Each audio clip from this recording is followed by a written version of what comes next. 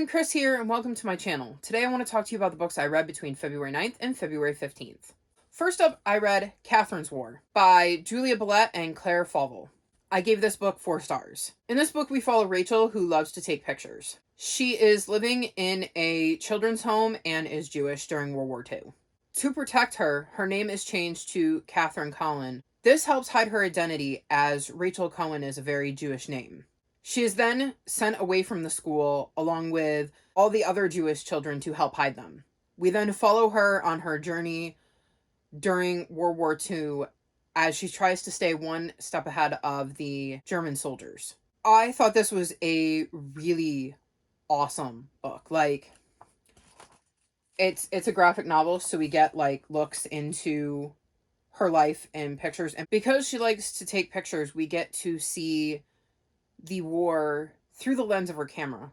It is such an important part of her life that even though it may not be the safest thing, she can't seem to help but take pictures of those around her and the people that she encounters. I definitely like the way this book brought World War II to life and kind of highlighted these children who kind of had to go on the run. I really enjoyed reading this story, and I'm glad I picked it up.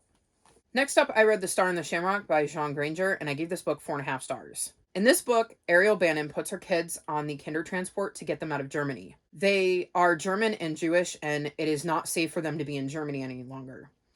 She ends up sending them to a relative who lost her husband during World War I and her child shortly thereafter. This relative, Elizabeth, is still grieving. Despite that, she takes the 2 children in, knowing they have nowhere else to go, and knowing that she has no idea if or when their mother will be able to come for them. I really enjoyed this book. I loved getting to see Elizabeth and the kids, Liesel and Eric, struggle with the reality of their situation. I loved seeing them become a family and grow to care for one another. It really brought home a harsh reality of things that happened in World War II. There was no way for their mom to get out, but she knew she had to get her kids out, and since she had the opportunity to do it, she grasped it with both hands and sent them on, even though she couldn't go with them. It was quite interesting to see how they were treated since they were part German, and obviously Germans weren't exactly favorable to people who were opposed to Germany during World War II.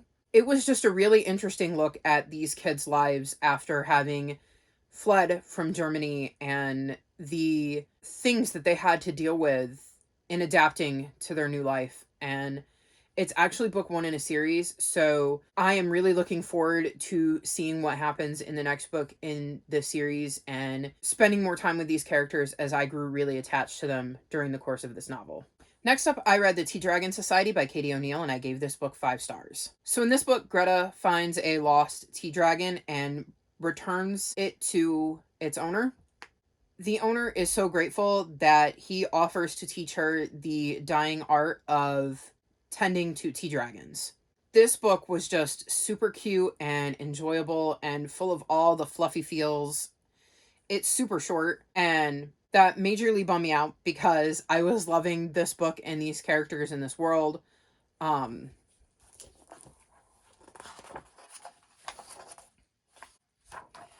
The art is just gorgeous.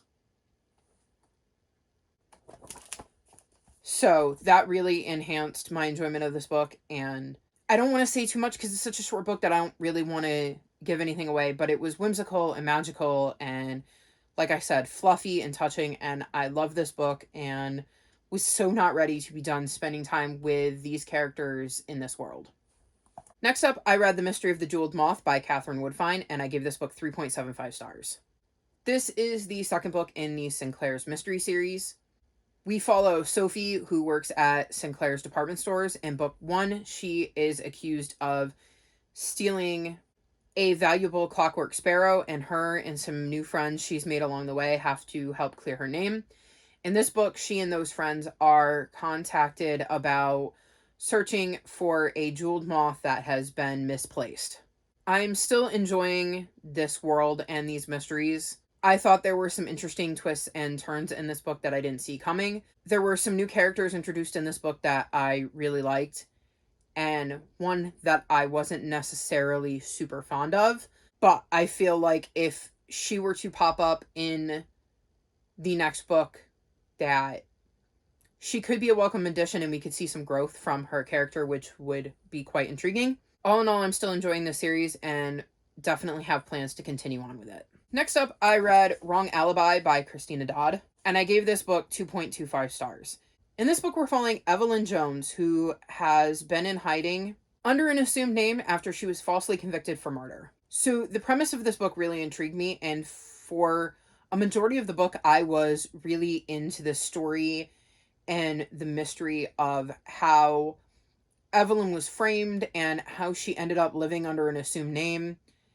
And there was a plot twist towards the end that I absolutely despised. And if I told you what that plot twist was, it would be a massive spoiler. But I hated it. It made no sense for me. I could not stand it.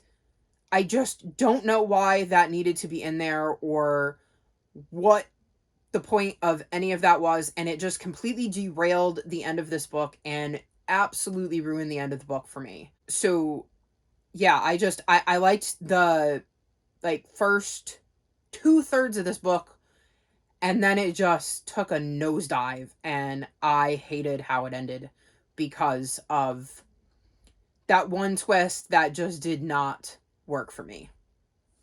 Next up, I read Tilly and the Lost Fairy Tales by Anna James, and I gave this book 4.25 stars. This is the second book in the Pages & Co. series, and basically Tilly has the ability to book wander, which means she can enter into books. In this book, she travels into a book of fairy tales. Her grandmother had warned her that fairy tales are more dangerous than regular stories, but when she enters into this book, she finds out that they're far more dangerous than she ever expected.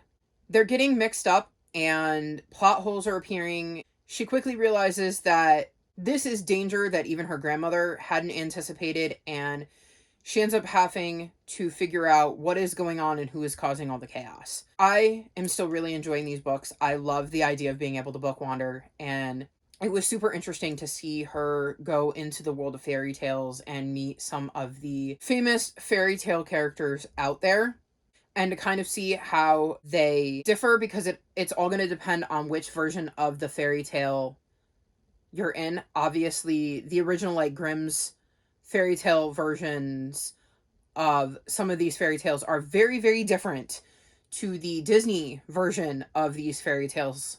So depending on which version you go into, you could encounter very different versions of well-known characters, and I thought that added an interesting aspect, especially when she started realizing that there were characters here that shouldn't be there, or wrong versions of the characters, not the character version she was expecting. And it was also interesting to find out how that played into the bigger plot of the series. And like I said, I'm still really, really enjoying the series, and I am quite interested to see where we go next, because it kind of left on a mini cliffhanger. Next up, I read The Arctic Fury by Greer McAllister, and I gave this book 4.5 stars.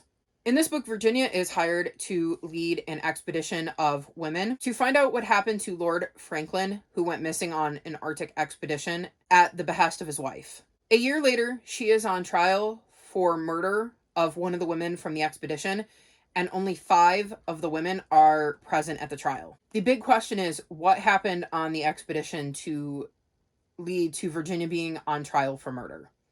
I really liked how this story was told. For the most part, it was told from Virginia's point of view, and you were bouncing back and forth between the trial and the beginning of the story, where Virginia is hired to go on this expedition, and then going through the expedition to find out what happened and the events that led to her being on trial for murder. Every once in a while, we would get a chapter from a different character's point of view, but for the most part, it's Virginia's point of view, and it is an absolutely fascinating read. I was thoroughly enthralled in this book, and I really, really wanted to know what had happened. Every piece of information we found out painted a part of the picture, and the more pieces we got, the more you started to realize what was going on, but it still didn't quite explain what had happened and how Virginia had ended up where she was. And I just really, really needed to know, and it was just so fascinating, and it kept me engaged from the first moment to the last. I just really love this book. And lastly, I read Moonstruck Volume 1, Magic to Brew by Grace Ellis and Shea Beagle. And I gave this book 2.5 stars. In this book, we follow Julie, and she is a werewolf. She and her new girlfriend and her best friend, Chet, go to a magic show one night. While there, the magician casts an awful spell on Chet. From there, they must work together with the help of some friends to take this magician down before he harms somebody else. So I really wanted to love this book because the premise sounded so intriguing, and like, you're living in a world where like witches and vampires and werewolves and centaurs all live side by side, and they live near humans, and it's just normal. And I thought that sounded so intriguing, and there's really great rep in this book, so I really, really wanted to like it, and I just didn't. This book felt really disjointed. At times, they would move around, and I would have no idea how they got from one point to the other. I didn't really connect with the characters. There were times when I didn't understand why they were acting the way they were. I spent a lot of time confused about what was going on and why the characters were acting as they were. And then the end was just so abrupt and out of nowhere, and I had to read it several times, and I'm still not even quite sure what happened or why it happened. Like, it just did not make sense to me. Like I said, some of the pros though were, there is some really great rep in here, and the artwork is just gorgeous. Like, it's such fantastic artwork. I just really wanted more out of this, and I didn't get it, and I was left highly disappointed. So these are some of the books I've read recently. What is a book you've read recently? If you've made it this far in the video, leave me a bell emoji in the comment section below, like this video, and subscribe to my channel, and I'll talk to you next time. Bye!